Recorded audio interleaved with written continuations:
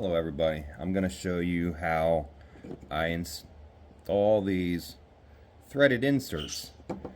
They're special inserts because they're not those shitty heat inserts.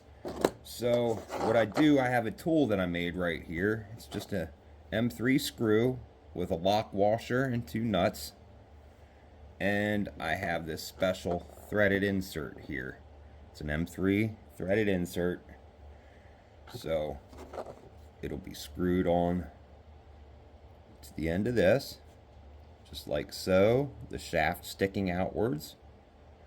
I stick it on the end of my screw driver, and here we go to insert it.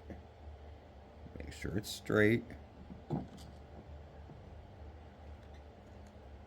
Notice I'm doing it by hand. I can use a drill if I choose, but I prefer to do them by hand. I get more control that way. So here we go. It's almost in there. Okay, now a quick little back out. See if that'll let off. Yep. And here it comes. And you are now left with a perfect M3 thread, which will not pull out like those shitty heat inserts. It's perfectly seated, perfectly straight, and that's how you do it.